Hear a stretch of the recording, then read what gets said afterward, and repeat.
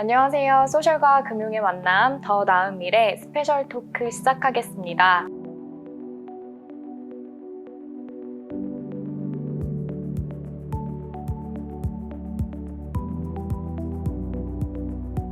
지역과 글로벌이 함께 성장할 수 있는 다양한 방법이 있다고 하는데요. 오늘은 황태규 교수님 모시고 더 자세한 이야기 나눠보도록 하겠습니다.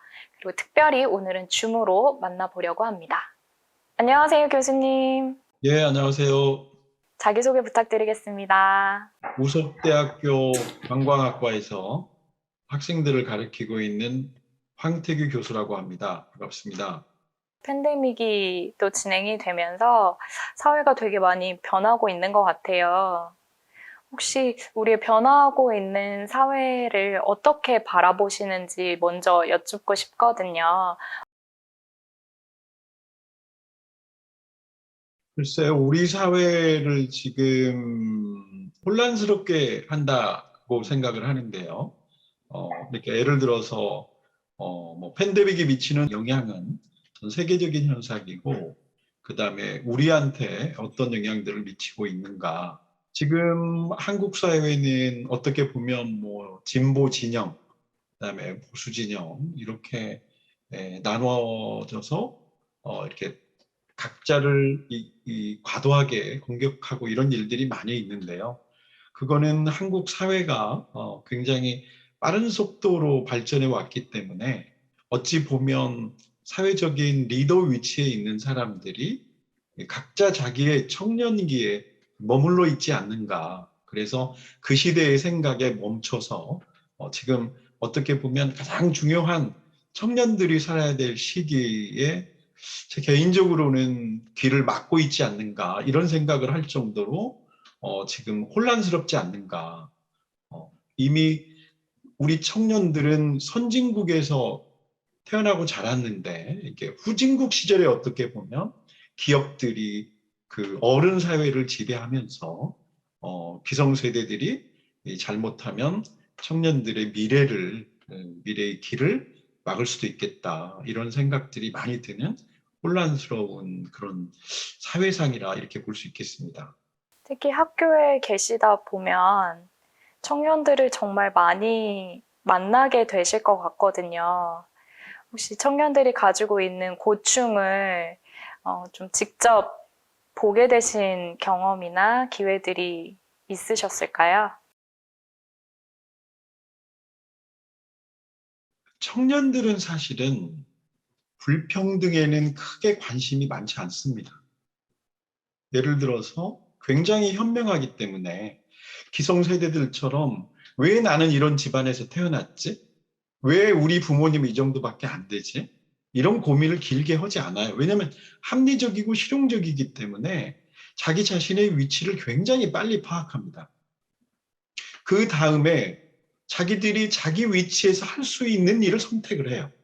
그리고 그걸 도전을 하는 거죠. 사실은 청년들이 원하는 건 지극히 단순합니다. 자기가 원한 그 분야에 대한 그레이스에서만 공정함을 지켜달라는 거거든요. 근데 어른들은 자꾸 불평등을 얘기해요. 그게 아니라 사실은 금수저, 운수저 이런 얘기도 청년들이 만들어낸 단어가 아닙니다. 어른들이 과거의 기억을 가지고 청년들이 이럴 거라고 만들어낸 용어들이에요, 사실은.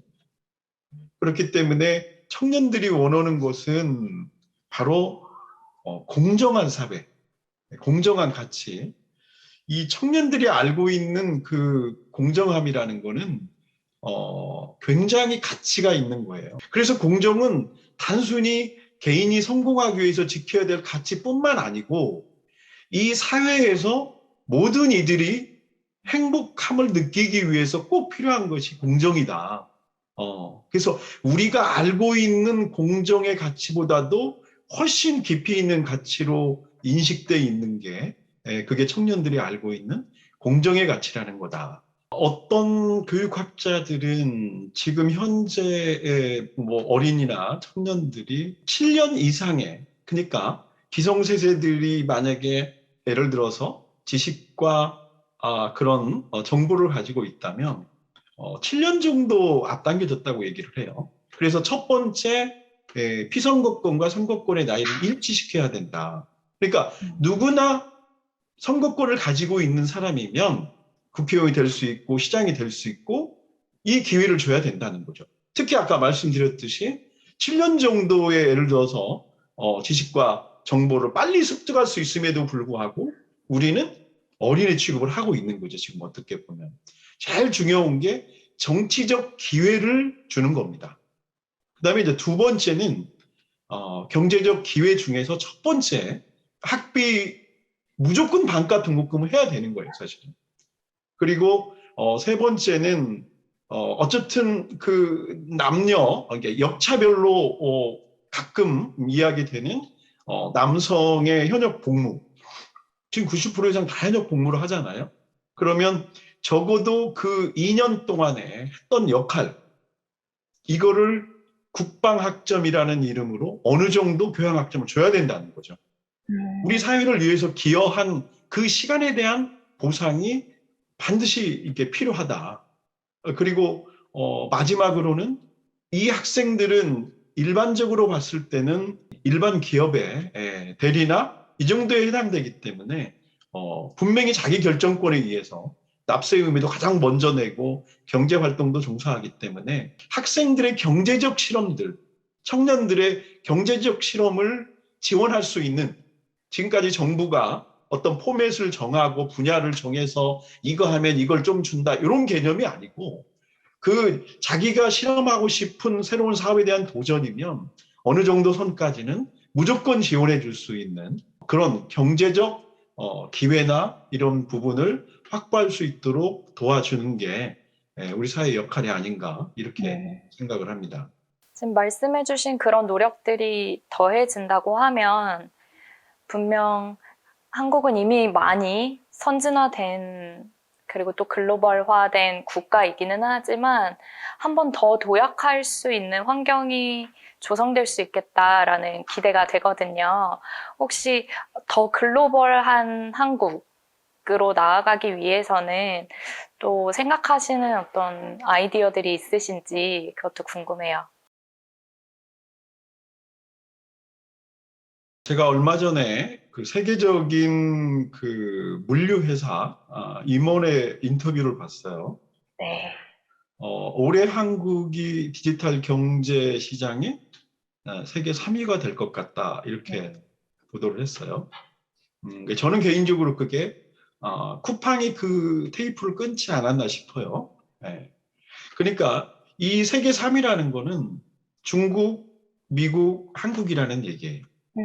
그 얘기는 뭐냐면 1인당 디지털 시장 규모는 이미 세계 1등이라는 겁니다, 사실은. 그래서 한국은 이제 어떤 나라도 벤치마킹할 나라가 없어요. 그러니까 어느 국가보다 먼저 기존의 직업이 사라질 겁니다. 그리고 어느 국가보다 먼저 새로운 직업이 탄생할 거예요. 그리고 이미 우리가 여러 그곳에서 느끼고 있듯이 이 한국이 단순히 아시아 허브뿐만 아니라 세계 허브로 움직임이 있다는 건 다 우리가 느낄 수 있죠. 앞서 얘기한 그 청년들이 움직일 수 있는 공간만 만들어주면 어른들이 그들이 하려고 하는 기회만 박탈하지 않으면 한국은 뭐 세계를 선도하는 것까지는 아니지만 세계가 반드시 미리 지켜봐야 될 중요한 국가로 가고 있는 거는 확실합니다. 지금 많은 청년들이 수도권에 많이 몰리고는 있지만 사실 각 지역마다 특징이 있고 다 특색이 있는 지역들이 또 존재하고 있는데 그런 지역들과 함께 동반 성장을 해야만 또 활동하고 계신 것처럼 국가 균형이 잘 이루어져야만 우리가 기회도 더 많아질 수 있고 이 성장의 환경들이 더 빠르게 준비가 될 수 있지 않을까라는 생각이 드는데요. 혹시 지역들의 발전이 필요하다고 하면 혹은 그 지역들의 지원이나 정책적으로 보완이 필요한 부분이 있다고 한다면 어떤 것들이 있을 수 있을까요? 지역 정책만 지금 다룬 지가 제가 한 25년 정도 됐는데요. 그러면서 제가 느끼는 건, 그러니까 왜 지역은 발전하지 못하는가? 왜 지역에 있는 젊은이들은 떠나는가? 이거 자체도 우리가 20년 전의 기억을 가지고 기획하지 않나. 이 생각을 했어요. 제일 중요한 거는 지역을 알아야 되는데 모른다는 거고요. 그 지역을 가르쳐야 됩니다. 그 엘리트가 됐든지 간에 학생들이 됐든지 간에 모르니까 과거만 기억하고 있는 거예요. 그리고 무조건 떠나야 돼요. 좋은 점도 있고 나쁜 점도 있고 우리가 이걸로 먹고 살았고 앞으로 이걸로도 먹고 살 수 있는데 계속 남이 잘 먹고 사는 것만 달라고 얘기를 하는 거죠. 그래서 사실은 지역학 연구가 제가 보기에는 첫 번째 선행돼야 되고 그래서 지역에 맞는 가치를 찾아서 남들이 하지 않는 산업으로 특화를 하는 거죠. 그리고 무엇보다 중요한 건 사실은 포용적인 지역 사회를 만드는 거예요. 사실 저는 개인적으로 양질의 일자리란 단어를 가장 싫어합니다. 이게 바로 우리 머릿속에 남아있는 산업공상이에요. 전 세계 어디에도 이런 단어를 쓰지 않아요. 그러니까 위험한 일자리, 덜 위험한 일자리, 첨단 산업 일자리, 전통 산업 일자리 이렇게 나눠져요. 양질의 일자리란 말은 어느 누구도 쓰지 않아요. 근데 이거를 노동자들도 그런 말을 써요. 어떻게 노동의 급이 있습니까? 예를 들어서. 우리 지역에 무언가를 특화시키고 그중에서 아이들이 할 수 있는 일을 찾는 거고 제일 중요한 것은 지역을 포용적 사회로 만드는 거예요. 그러니까 기성세대들이 강요를 한다거나 간섭을 한다거나 그래서 일단은 그 지역이 가지고 있는 자산을 가지고 특화시킬 수 있는 일이 중요하고 무엇보다 지역은 어떻게 하면 포용적 사회로 갈 것인가. 그러니까 왜 서울보다도 아이들이 편안하게 청년들이 살 수 있는 공간을 만들 것인가. 사회 제도가 훨씬 중요하다는 거예요. 경제 제도보다. 그럼 말씀해주신 것처럼 각 지역의 특성을 더 많이 발전시켜서 독특한 어떤 산업들을 개발하고 만들어낼 때 다양한 일자리도 만들어질 거고 또 청년들도 그곳에서 삶을 향유하는 데 만족도가 높아질 테고 그러면 자연스럽게 경제적인 측면에 있어서도 이득은 생겨나는 걸로 연결이 되겠네요. 지역의 발전은 말씀드린 지역의 특화거든요. 네. 근데 이제 특화라는 개념이 우리가 좀 깊이 있게 생각해 봐야 될 필요가 있는 부분인데요. 그러니까 서로 다른 거를 하면 반드시 교환이라는 게 일어나잖아요. 그죠? 네. 그래서 무조건 다른 걸 해야 되는 거예요. 근데 우리의 문제는 같은 걸 하려고 한다는 거예요. 모두 다. 다른 걸 해야 되는데 다른 거가 다양할 수 있어요. 예를 들어서 네. 헝가리에 있는 도시인데 임플란트 도시가 있어요. 네. 임플란트 하루 글이 다 보입니다, 사실. 다양한 개념으로, 그러니까 우리가 얘기한 서양의 뭐 문화예술과 관련된 도시, 뭐 요 정도의 사례만 있었는데, 새로운 산업도시 사례가 관광이나 문화와 결합해서 나타나거든요. 그래서 우리가 가지고 있는 자산 중에서 할 수 있는 게, 왜냐하면 비즈니스가 굉장히 다양해지니까, 네. 지역이 다양한 산업을 고민을 하면, 저기 제가 보기에는 그게 해답이 있을 것 같은데 그런 고민을 게을리 한다는 거죠. 제가 보기엔. 근데 지역이 살기 위해서는 서로 다른 걸 하지 않으면 안 됩니다. 그게. 그렇기 때문에 우리가 원튼 원하지 않든 한국은 아시아를 끌어갈 수밖에 없는 동력을 가진 국가이기 때문에 예를 들어서 그 뭐 아까 얘기한 장흥이라는 도시가 간과 관련된 좀 특화된 도시 저 도시에 가서 휴양을 하면 간이 좀 나아지겠다. 바로 한국에서 간으로 특화되면 이 도시는 세계에서 간으로 특화된 도시가 될 확률이 가장 높은 시기가 지금 현재의 한국이 아닌가. 그게 바로 우리가 글로벌이라는 게 어떻게 이 지역에 영향을 미칠 수 있는가. 이렇게 해석을 할 수 있지 않을까 이렇게 생각이 듭니다. 그리고 제가 이제 그 정부에서 이제 지역을 발전시키는 정책을 오랫동안 만들고 고민하고 했었는데요. 우리는 이제 모든 문제를 국가 예산으로 해결하려고 그러잖아요. 그럼 불가능하잖아요. 그죠? 그래서 그 2018년도에 아마 처음으로 그때 당시 균형발전 특별법을 개정할 때 지역 금융 활성화라는 부분을 넣었어요.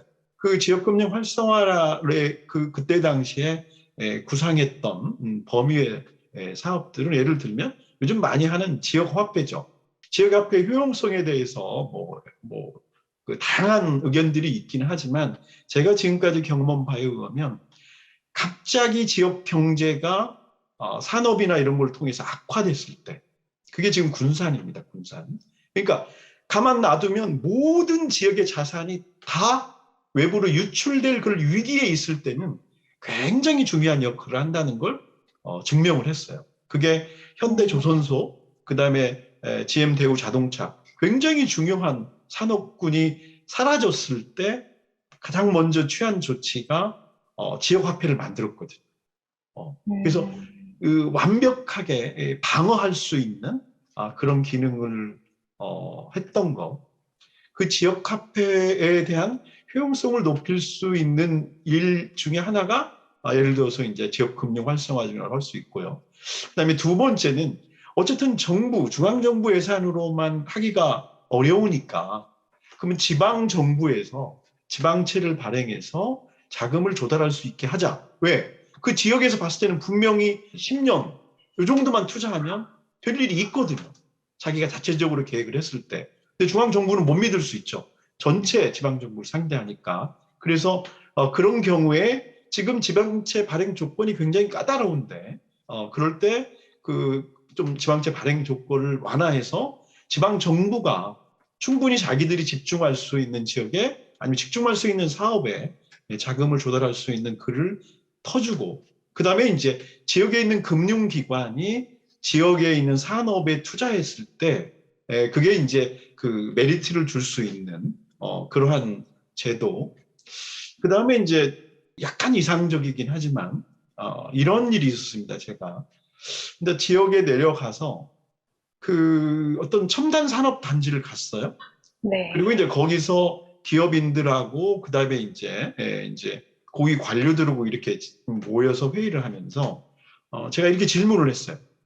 혹시 여기 계신 공무원들 중에서 혹시 그 여기에 있는 기업들 주식을 가지고 계신 분 계십니까? 이렇게 물어봤더니 음, 조용해졌어요. 왜냐면 이제 마치 이게 우리가 뭐죠? 이게 네거티브로 해석을 한 거죠. 이게 뭐 주식을 받았다거나 주식을 싸게 샀다거나. 그래서 제가 웃으면서 음, 그랬는데 정말 여기 계신 분들은 주식을 가져야 됩니다. 그리고 이 주식을 자녀들한테 사줘야 됩니다. 이게 바로 지역 금융 활성화입니다. 음, 우리가 먼저 우리 지역에 있는 가치 있는 기업에 대한 주식을 사는 것. 그리고 주식 사기 운동 같은 걸 지원해 주는 거. 이게 그 법에 만들었던 취지에 맞는 활동 중에 하나입니다. 이게 이제 우리가 전체적으로 한번 펼쳐서 고민하지 않았던 지역금융 활성화라는 내용이 이런 내용일 수 있고 앞으로 지역금융 활성화가 이런 방향으로 진행이 된다면 큰 의미가 있지 않을까 이렇게 생각을 해봅니다. 너무 실질적인 방법을 말씀해 주셔서 많은 분들이 말씀을 듣고 좀 실천까지 이루어질 수 있는 기회가 이번에 만들어지면 좋겠다는 생각이 들었습니다. 그리고 아까 말씀해 주신 것처럼 지역에 사는 사람들, 그리고 다른 지역에 대해서도 우리가 서로 포용하기도 하고 그 다름을 받아들이고 인정할 때 정말 비로소 한 단계 더 성장할 수 있다라고 말씀을 해주신 것 같아요.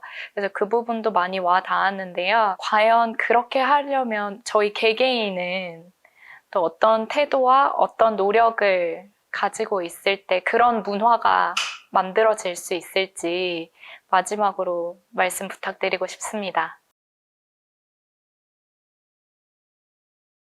근데 저는 지역 발전의 핵심은 먼저 지역을 아는 거, 네. 가치를 발견하는 거.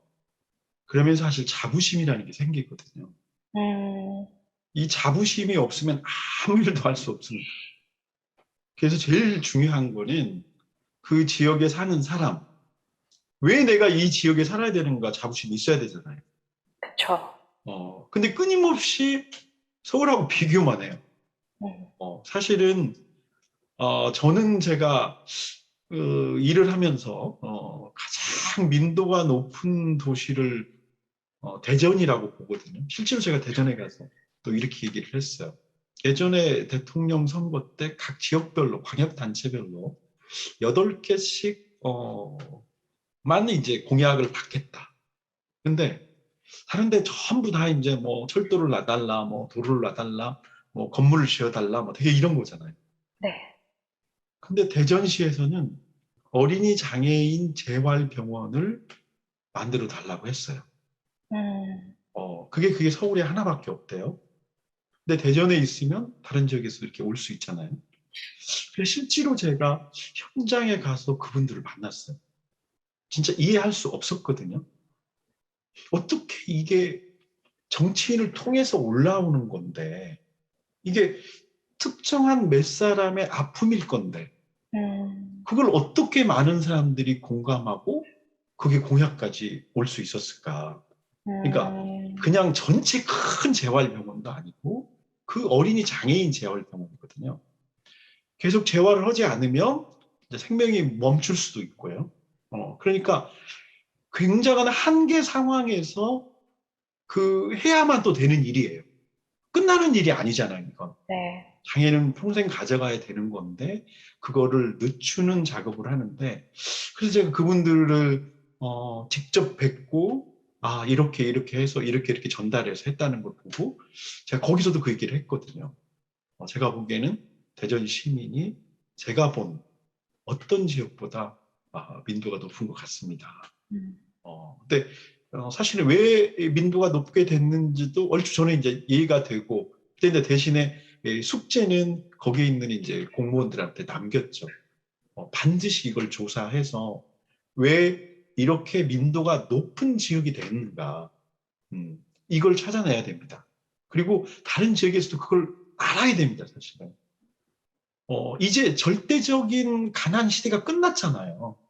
이제 진짜로 한국이 선진국 선에 도달했기 때문에 정말 이제 한국인은 정말 중요한 가치를 두고 보람을 느끼고 행복해 할 수 있는 각각의 국민과 시민이 됐거든요.